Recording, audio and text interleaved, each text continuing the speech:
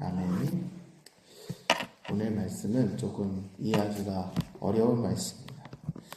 그래서 잘못된 이해가 상당히 많습니다. 대표적인 예로 이제 차등상급론이라고 해서 열심히 하면 더 많은 상을 받는다 라고 이해하는 경우가 많습니다. 이제 처음부터 저와 함께 누가복음을 살펴보신 분들은 아시겠지만 그런 내용이었나요? 누가복음이? 절대 그렇지 않았습니다. 오히려 열심히 주님의 말씀을 지켰다고 생각하던 바리새인들은 의롭다함을 받지 못하고 도리어 스스로를 죄인이라 칭하던 죄인들과 세리들이 은혜를 받는 그런 모습들을 누가복음에서 보았을 때 절대 그런 내용이 아닙니다. 그걸 분명 인지하고 오늘 말씀을 보아야 합니다. 오늘 말씀 첫 절은 이렇게 시작하고 있습니다. 그들이 이 말씀을 듣고 있을 때 비유를 더하여 말씀하시니 이는 자기가 예루살렘에 가까이 오셨고 그들은 하나님의 나라가 당장에 나타날 줄로 생각합니다. 여기서 예수님이 오늘의 이 비유를 하신 이유를 분명하게 말씀해주고 계십니다. 예수님을 따르던 제자들은 이제 예수님이 예루살렘에 가까이 왔고 하나님의 나라는 모세와 같은 한 선지자가 나타나서 하나님의 나라인 이스라엘이 건국될 것이다. 이렇게 생각했던 것이죠. 이에 대해서 예수님은 누가복음 13장 18절에서 21절에서 겨자씨와 누룩 비유를 통해 안식일에 꼬부라진 한 여인에 대해서 이러한 아무것도 아닌 것 같은 사람을 통해 하나님의 나라를 이루신다는 것을 이미 밝히신 바가 있습니다. 그럼에도 이러한 오해는 끝나지 않았던 것이죠. 그렇게 다시금 그게 아니라는 것을 누군가가 모세와 같은 선지자가 다윗과 같은 왕이 나타나서 하나님의 나라가 단박에 이루어지는 것이 아니라 천천히 그러나 확실하게 이루어진다는 것을 다시금 말씀해 주시고자 오늘 이 비유를 시작하십니다. 한 귀인이 먼 나라로 가서 왕위를 받아야 해서 종들을 불러 각기 한 문화를 쥐어줍니다. 귀인은 자신의 종들에게 이것으로 장사하라 명령합니다. 이는 마태복음에서는 능력에 따라 5달란트, 3달란트, 1달란트를 주는 것과는 조금 다릅니다. 다만 누가복음은 하나님의 은혜를 더욱 강조하고자 이렇게 한 문화씩 쥐어주는 걸로 시작하고 있습니다. 귀인이 왕위를 받고 다시 돌아와 각기 어떻게 장사했는지를 물어봅니다. 그리고 첫째가 한 문화로 10문화를 남기게 되어 왕의 칭찬을 받게 됩니다. 잘하였다 착한 종이여 내가 지극히 작은 것에 충성하였으니 10골 권세를 차지하라. 이 말씀이 살짝 어렵죠. 근데 여기서 자세히 보면 익숙한 단어가 하나 보일 것입니다. 지극히 작은 것에 충성하였다. 이 표현 어디서 보신 적 있지 않으십니까?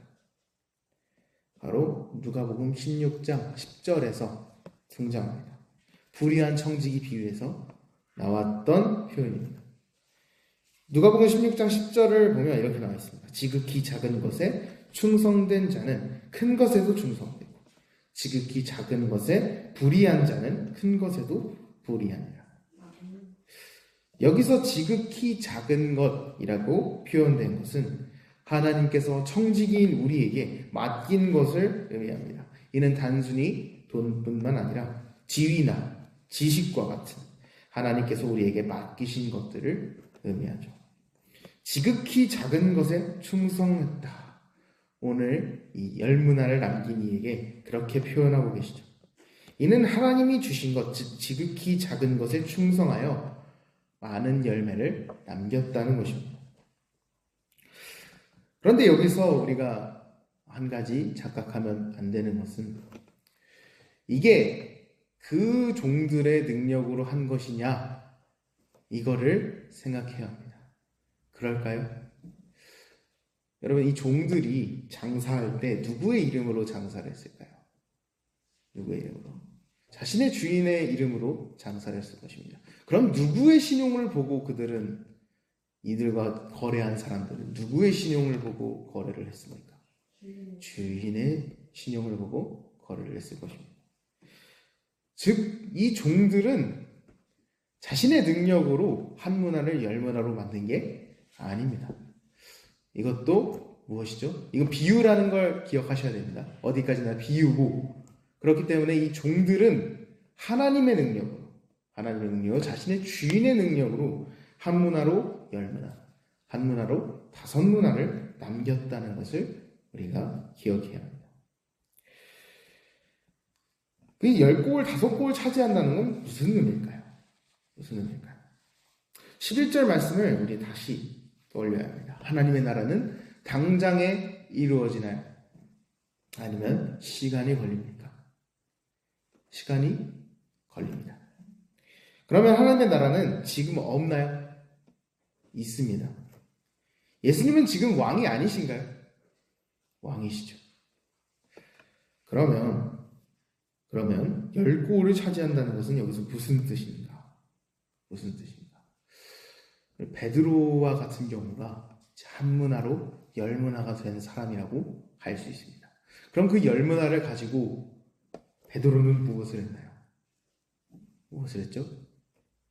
복음을 전합니다. 즉, 이 한 문화밖에 없던 그 한 사람, 그 베드로와 같은 사람이 예수님과 함께하면서 또한 은혜를 받으면서 10문화가 됩니다. 그리고 그 10문화를 가지고 10골을 전하는, 복음을 전하는 복음 전도자가 되는 것이죠.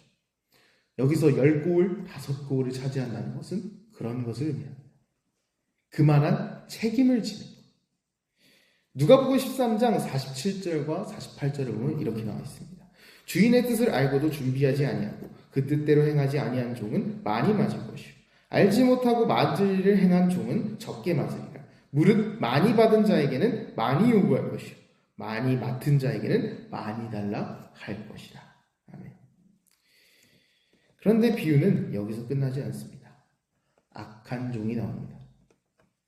주인이 준 한 문화를 수건에 싸서 숨겨놓았던 사람입니다.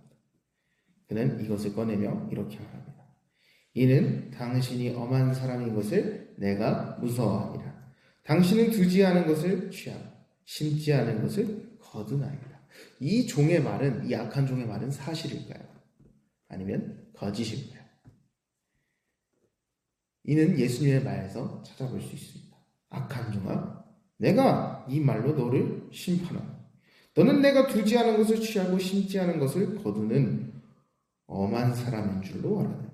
그러면 어찌하여 내 돈을 은행에 맡기지 아니하였느냐. 그리하였으면 내가 와서 그 이자와 함께 그 돈을 찾았습니다. 이 예수님의 말은, 이 귀인의 말은 악한 종이 거짓말을 했다는 것을 분명히 보여주고 있습니다. 그리고는 그 한 문화를 빼앗아 10문화를 가진 이에게 줍니다. 그러면 한번 생각해 봅시다. 이제 10문화를 가진 이는 11문화가 된 거죠. 좋은 걸까요? 좋은 걸까요? 물론 좋죠. 좋은데 저는 이렇게 생각할 것 같습니다. 또 뭘 달라고 하시려고 또 뭘 달라고 하시려고. 바울과 같은 경우는 어떠했나요? 바울과 같은 경우는 그도 한 문화로 10문화의 은혜를 받은 사람입니다.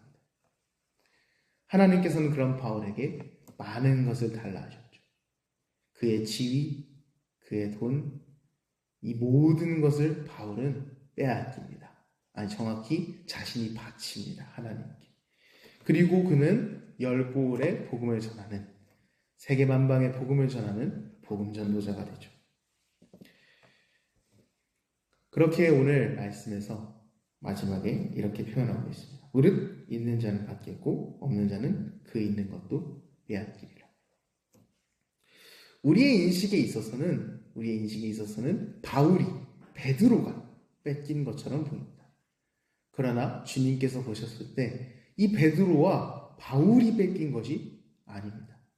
도리어 숨기고 주님께서 교회를 세우라고, 복음을 전하라고 주었던 은사를 숨기고 그것을 바른 대로 사용하지 않는 자들에게서 빼앗아서 베드로와 바울과 같은 자들에게 주었다는 것입니다. 우리는 여기서 많은 것을 생각할 수 있습니다.